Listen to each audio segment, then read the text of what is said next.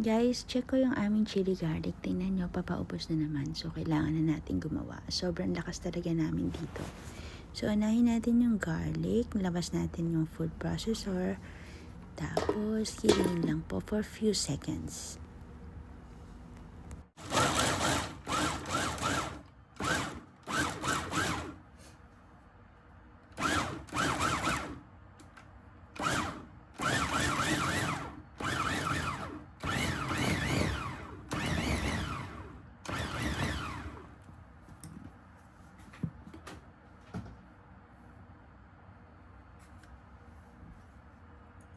Ayan, ganyan siya kapino, guys.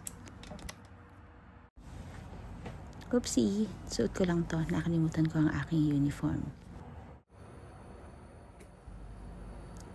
Start na tayo. Lagay tayo ng olive oil sa ating pan.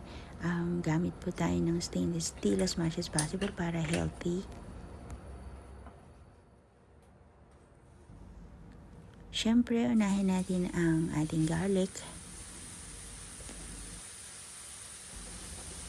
Medyo madami talaga yung ginawa ko kasi as in, ang lakas-lakas namin dito.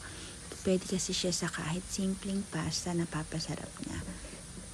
Sa rice or sa kahit anong ulam pa. As in, kahit saan pwede siya. Masarap talaga siya. Haluin lang po natin para mapantay yung luto ng garlic natin. Kung feel nyo kulang yung mantika, dagdagan nyo lang po. Huwag kayong tatamarin maghalo kasi madaling masunog ang garlic natin. So, para mapantay siya talaga, keep on halo lang. Kapag medyo nagbago ng color ng ating garlic, pwede natin ilagay ang ating crushed dried chili. Ito yung nakapack na chili flakes na nabibili dito sa UAE. Marami nito yan. Every groceries meron yan. Tapos haluin lang po ulit para mapantay yung pagkaluto ng garlic and chili flakes. Kapag medyo nagpa-brown na ang ating garlic, pwede na tayo mag-start maglagay ng mga pampalasa. Like soy sauce or yung toyo.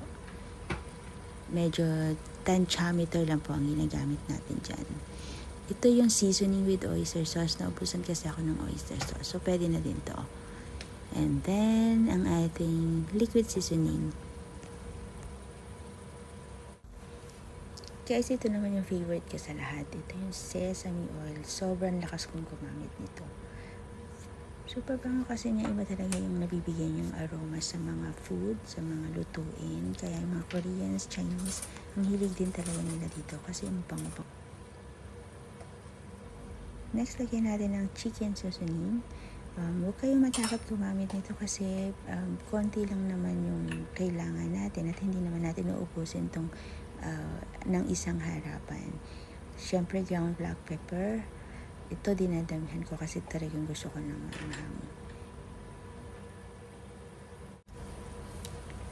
So, mix-mix lang po ulit hanggang makuha natin yung ating desired na luto ng bawang. Yung iba kasi, gusto nila medyo tostado yung bawang, medyo malutong.